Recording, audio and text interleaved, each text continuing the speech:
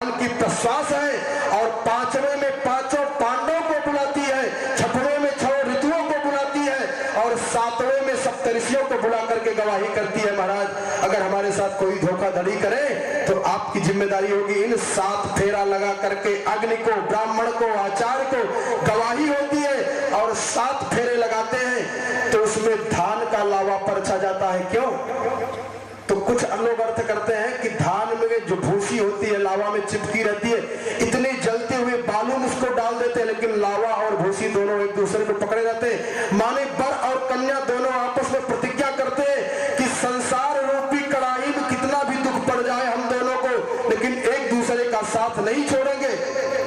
और दूसरा कारण कहा, जैसे धान की बेहन कहीं पे डाल दिया जाता है लेकिन जब बेहन थोड़ी बड़ी होती है तो उसको उखाड़ के कहीं भी लगा दिया जाता है, ऐसे कन्याओं का जन्म कहीं होता है और जब बड़ी हो जाती है तो उनके माता पिता उनका हाथ लेकर के चाहे जिसके साथ में पकड़ा दे उसी के साथ में चली जाती है। जो परमात्मा ने दिया है, परमात्मा के द्वारा प्रदत्त वस्तु है, जब तक जीती है अपने माता पिता के हित में काम करती है और जब अपने माता पिता के घर को छोड़ करके पति के यहाँ जाने लगती है तो जो भगवान के द्वारा प्रदत्त आंसू है उस आंसू को भी अपने माता पिता के चरणों में समर्पित करके तब जाने लगती है। और ऐसी कन्याओं के साथ जो कोई धोखाधड़ी करता है उसका क्या परिणाम होता है, अपने मन से विचार बना लीजिए। कहते हैं कि ये दुष्ट कंस तम जुगुप्सित कर्माणम निशंसम निरपत्रपम वसुदेवो महाभागा उवाच परिसांत्वयन्। एक पति का क्या धर्म होता है वसुदेव जी महाराज अच्छी ढंग से जानते थे क्योंकि विद्वान थे और बीच में जाकर के खड़े हो गए। कहा, श्लाघनीय सुरैर भवान। अरे भोजराज कंस, तो भैया इतना वीर होकर के इतना जुगुप्सित कर्म कर रहा है, निंदनीय कर्म कर रहा है। छोटी बहन तो पुत्री के समान होती है, तुम्हारी पुत्री है, देखो इसके हाथ की मेहंदी छूटी नहीं है, मांग का सिंदूर मिटा नहीं है और तुम इसको इतना अपमानित कर रहे हो, मार रहे हो। तो कंस ने कहा कि आपने सुना नहीं आकाशवाणी, किसी के 8वें गर्भ से मेरा मृत्यु हो जाएगी। तो वेदांत का सहारा लिया, समझाने का प्रयास किया। वसुदेव जी महाराज ने कहा, भैया मृत्युर्जन्मवतां वीर देहेन सहजायते। अरे कंस, जब जीव गर्भ में आता है तभी उसकी मृत्यु लिख दिया जाता है और मृत्यु के लिए अद्यवाग्र सतान्ते वा मृत्युर्वै प्राणिनां ध्रुवः देहे पंचत्वमापन्ने देहि कर्मानुगोवसः देहान्तरमनुप्राप्य प्राक्तनं त्यजते वपुः। इसलिए अधर्म नहीं करना चाहिए, मृत्यु तो आपका होना ही होना है। बड़ा वेदांत बताए, लेकिन कंस तो नीच है, कंस को कहां समझ में आए वेदांत। इसके बाद तब वसुदेव जी ने कहा कि कंस, आपको ये शंका है कि इनके 8वें गर्भ से आपकी मृत्यु हो जाएगी? कहा हाँ। तो कहा, आज तक संसार में ऐसा कोई पिता पैदा नहीं हुआ जितना कलंकित मैं पिता पैदा हो रहा हूँ। मैं आपके सामने सौगंध खा के कह रहा हूँ भोजराज कि देवकी के गर्भ से जो भी बालक पैदा होगा उस बच्चे को ला करके मैं आपके चरणों में रख दूंगा, आप उसको मार दीजिएगा। ऐसा संसार में कोई पिता जो अपने बच्चे को स्वयं काल के गाल में डलवाए। वसुदेव जी ने जब सौगंध खाया तो जान गया कंस के झूठ नहीं बोलते हैं और पकड़ करके दोनों को कैद खाने में डलवा दिया। और जब कैद खाने में डलवाया तो कहते हैं कि उग्रसेन जी महाराज नाराज हो गए। अरे मूर्ख कंस, ये तेरी बहन है, तेरे बहनोई है। अपूज्या यत्र पूज्यन्ति पूज्य पूज्या व्यतिक्रम तत्र त्रीणि भविष्यन्ति दुर्भिक्षम मरणम भयम। पूजनीयों का तू अपमान कर रहा है, पूज्य, इनका पैर धोना चाहिए, पैर धोकर पीना चाहिए, ये तुम्हारे बहनोई है, लेकिन तू नालायक इनको जेल में डाला है। इतना क्रोध आया कंस को कि अपने पिताजी को भी पकड़ करके जेल में डलवा दिया। और कहते हैं कि कुछ दिन के बाद एक पुत्र पैदा हुआ जो कीर्तिमंत नाम है।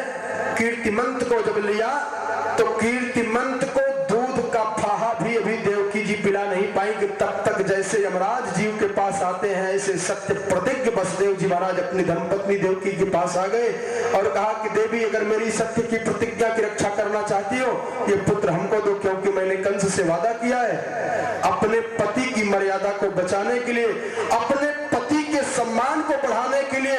भगवती देवकी ने जो आत्मा जायते समय पुत्र उस आत्मा के टुकड़ा कीर्तमंत को उठा करके वसुदेव जी को दे दिया। और वसुदेव जी जब लेकर के चले तो वसुदेव जी भी रो रहे हैं कि मैं पिता का जो धर्म है उसका कितना उल्लंघन कर रहा हूं कि मैं स्वयं मरवाने के लिए लेके जा रहा हूं। लेकिन सत्य को बचाने के लिए वसुदेव जी जब पहुंचे कंस के पास, तो छोटा सा बच्चा कीर्तिमंत हंस दिया, मुस्कुरा दिया। और जब मुस्कुराया तो कंस के हृदय में भी दया भर गई। कहा दृष्ट्वा समत्तम तच्छौरैः सत्ये चैव व्यवस्थितम कंसस्तुष्टमना राजन् प्रहसन्नितम अब्रवीत्। कंस प्रसन्न हो गया और कंस ने कहा कि वसुदेव ये तो पहला लड़का है ना। कहा हाँ महाराज। कहा तो 8वां लड़का लाना, मैं पहले दूसरे तीसरे चौथे 7वें तक को नहीं मारूंगा, क्योंकि 8वें लड़के को हमको डर है, इसलिए 8वें लड़के का मैं वध करूंगा। और तब तक नारद जी आ गए। हमने बताया इस सूत्र को कई बार, जीवन बनाना है भगवान में जोड़ दो, जीवन बिगाड़ना है भगवान से मोड़ दो। नारद जी पहुंचे, कहा अगर कंस इतना धर्म मानने लगेगा तो इसका नाश कैसे होगा। और नारद जी पहुंच करके कहा भैया भूमेर भारायमाणानां दैत्यानां च वधोद्यमान। देखो पृथ्वी पर जितने भी यदुवंशी दिख रहे हैं सब देवता हो गए। ये क्यों? कंस तुम्हारा वध होने वाला है। तब महाराज क्या करें? तो कहा तुरंत ही भगवान नारद ने एक कमल का फूल गोला सा दिखाया। कहा देख बेटा इसमें कौन 8वां है कौन पहला है तुम जान पाएगा। इधर से गिनने लगे 1 2 3 4 5 6 7 तो ये 8 हो जाएगा। इधर से गिनने लगे तो ये हो जाएगा। ऐसे गोला बना के दिखा दिया। बस कंस के मन में भ्रम बस गया, पहला भी 8वां हो सकता है, 8वां भी पहला हो सकता है।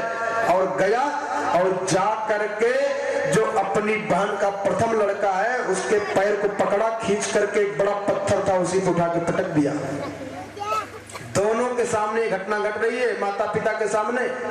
सुखदेव जी भी बड़ी संक्षिप्त में कथा बता रहे हैं कि राजन हतेषु सत्सु बालेषु देवक्या औदसेनिना। 6 बच्चों को, देवकी के 6 पुत्रों को ऐसे पटक पटक करके मार डाला कंस ने। 7वें में भगवान के धाम शेषनाग आ गए। और जब शेषनाग आए तो रोहिणी मैया रोने लगी कि मैं कितनी भागन हूं, हमारे पति के द्वारा भगवान का प्रादुर्भाव होने वाला है, लेकिन देखो मैं वंचित रह रही हूं। तो रोहिणी के करुण क्रंदन को स्वीकार करते हुए भगवान ने तुरंत अपनी माया को बुलाया। माया, तो भगवान की प्रबल माया आई और भगवान की माया को भगवान ने आदेश दिया गच्छ देवी ब्रजम भद्रे। देवी आप चली जाओ ब्रज में और एक काम करो। कहा क्या?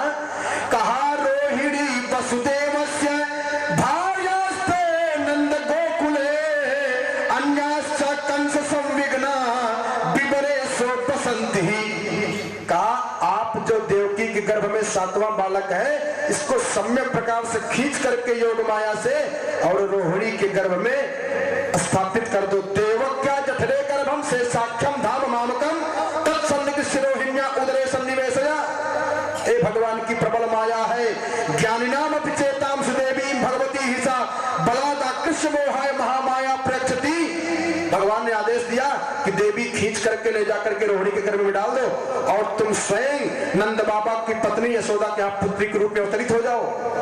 और मैं बहुत जल्दी ही वसुदेव और देवकी के यहाँ अवतार ले रहा हूँ। तो माया ने कहा, भगवान की देवी ने कहा, पत्नी ने कहा महाराज जब आप रहेंगे तो सम्मान आपका होगा, हमारा कैसे होगा? तो भगवान ने कहा कि ना, अरे अर्चन्ति मनुष्यास्त्वां सर्वकामवरेश्वरीं। मृत्युलोक में तुम्हारी बड़ी पूजा होगी देवी और आपके बहुत नाम हो जाएंगे। दुर्गेति भद्रकाली विजया वैष्णवी च कुमुदा चंडिका कृष्णा माधवी कन्यकेति च माया नारायणी सानी शारदे चंबकेति च गर्भसंकर्षण स्तंभई प्राहु संकर्षणम भुवि। का बहुत नाम होंगे, जितना लीला आप करती जाओगी नया नया नाम बनता जाएगा और जो भी आपकी उपासना पूजन करेगा उसकी सब मनोकामना सिद्ध हो जाएगी। ये मेरा वरदान है। माया ने, भगवान की पत्नी ने प्रणाम किया और जाकर के ठीक वैसे किया। 7वां गर्भ निकाल करके और रोहिणी के गर्भ में डाल दिया। चारों तरफ हाहाकार मच गया कि देवकी का गर्भपात हो गया। और 8वें में स्वयं भगवान आ रहे हैं। बोले वृंदावन बिहारी लाल की। सुखदेव जी महाराज बताना कि जब भगवान देवकी के गर्भ में आ रहे हैं तो तत्तो जगन मंगलम अच्युतांसम। चारों तरफ हरियाली हरियाली शुरू हो गया, पूरा वातावरण विशुद्ध होता चला जा रहा है। समाहितम सोरसुतेन देवी। पहले वसुदेव जी के तेज के स्वरूप में भगवान आए, उस तेज के आधान करने पर अरितधार सर्वात्मकमात्म भूतम काष्ठा यथानंद करम मनस्तः। जैसे लकड़ी में आग पहले से ही रहता है लेकिन उसका मंथन करने से प्रकट हो जाता है, ऐसे भगवान तो पहले से थे ही, लेकिन सादेव की सर्व जगन निवास है। कितना बढ़िया बात कर रहे हैं सुखदेव जी महाराज। किस जना देवकी के भाग्य को देखिए कि एक साधारण स्त्री जब गर्भवती होती है तो कितना सुविधा दिया जाता है, लेकिन देवकी जी जिनके पेट में पूरा ब्रह्मांड भरा हुआ है, आज वो देवकी के पेट में जा रहे हैं। सादेव की सर्व जगन निवास निवास भूता नितराम नरे जे। तीनों लोक को जो अपने उदर में धारण करने वाले हैं भगवान, आज वो देवकी की गोद में जा रहे हैं। कहा कि भोजेंद्र गेहे निशिखे वरुद्धा। लेकिन पूर्व जन्म का देवकी का पाप है कि जिनके पेट में तीनों लोक के मालिक आ रहे हैं वो भोजराज कंस के कैद खाने में बंद है। सरस्वती ज्ञान खले यथा सती। कंस अब देख रहा है तो सुखदेव जी कहते हैं कि तांबीक्ष कंस प्रभया जितांतराम विरोचयंतीम भवनम शुचिस्मिताम। 7 बच्चों के पहले जब कभी कंस दिख जाता था तो चित्कार कर दिया करती थी। देव कितना घबरा जाती थी कंस को देख करके, इतनी जोर से चित्कार करती थी जैसे कोई शेर आ गया हो, बेहोश हो जाए, इतना ज्यादा घबरा जाया करती थी। लेकिन आज जब 8वें गर्भ में भगवान आए हैं तो कंस को देख करके भगवती देवकी मुस्कुरा रही हैं। कंस सोच रहा करे जो हमको देखकर कितना डरती थी, गिड़गिड़ाती थी, रोती थी, मुस्कुरा रही है, क्या कारण है?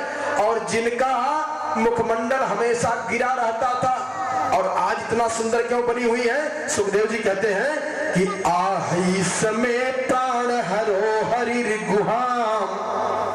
कंस देख रहा है और देवकी के पेट को देख करके सोच रहा है कि आहि समय प्राण हरो हरि गुहाम। मेरे प्राण को लेने वाला हरि इसके गुहा में आ चुका है, इसी के द्वारा मेरी मृत्यु होगी। तो ध्रुवम श्रितो यन्न पुरे यमी दृषि। इसी को मैं क्यों न मार डालूं, क्योंकि अब मर जाएगी तो बच्चा हो भी नहीं करेगा, मेरा काम बन जाएगा। और दुर्दांत दुष्ट दैत्य कंस के हृदय में कितना धर्म जग जा रहा है कि अपने मन में विचार कर रहा है कि ये तो गर्भवती है। देखिए भगवान का अंदर प्रादुर्भाव होने मात्र से कितना असर पड़ रहा है। और पापी कंस की दृष्टि बदल जा रही है, सोचा कि मार दो, लेकिन क्या सोच रहा है कि किमज्जतस्मिन् करणीयमासुमी। कितना मेरा अपकार होगा, अपमान होगा कि गर्भवती को मारना कितना दोष है। दूसरे मेरी बहन है, तीसरे छोटी बहन लड़की के समान होती है, इसलिए मारना नहीं चाहिए।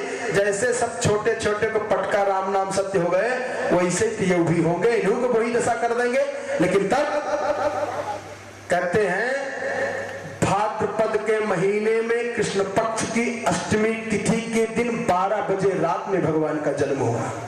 अभी हमने राम जन्म का 9वीं तिथि का वर्णन किया कि पूर्ण ब्रह्म है, अभी अष्टमी को हो रहा है, अष्टमी तो पूर्ण नहीं तिथि है। क्यों? इशारा यहां भी कर दिए हैं। जन्माद्यस्य यतोऽन्वयादितरतश्चार्थे सुविज्ञः स्वराट् तेने ब्रह्म हृदय आदि कवये मुह्यन्ति यत्सूरयः तेजो वारि मृदाम यथा विनिमयो यत्त्वत्त्रिसर्गो मृषा धाम्ना स्वेन सदा निरस्तकुहकम् सत्यं परम धीमहि सत्यम परम धीमहि। अष्टमी रोई है, भगवान से विस्तार से कथा आगे बताएंगे, समय पूरा हो गया है। लेकिन जरा देखिए कि पूर्ण ब्रह्म कहां से यहां सिद्ध हो रहा है। वो लीलाधारी है, वो मर्यादाधारी है। भगवान राम मर्यादा पुरुषोत्तम है, श्री कृष्ण भगवान लीला पुरुषोत्तम है। जो इनकी लीला पर ध्यान देगा वो जान पाएगा, जो उनकी मर्यादा पर ध्यान देगा वो जान पाएगा। तो यहाँ लीला के द्वारा ब्रह्मा जी बता रहे हैं कि पूर्ण ब्रह्म है। यहाँ भी 9 बार गिनती आ गई है, पूर्ण ब्रह्म का इशारा किए। क्या गिनते रहिएगा, इस लोग बोले 9 बार सत्य सत्य कहा है। 33 करोड़ देवताओं ने एक साथ प्रार्थना करते समय 9 बार सत्य की जय हो, सत्य की जय हो, सत्य हो आप, त्रिगुणातीत हो आप, 9 बार कहे। प्रभाव दे रहे हैं, प्रमाण बता रहे हैं कि ये भी पूर्ण ब्रह्म ही आ रहे हैं। सत्यम परम धीमहि, गिनते चलिए, श्लोक बोले। सत्यम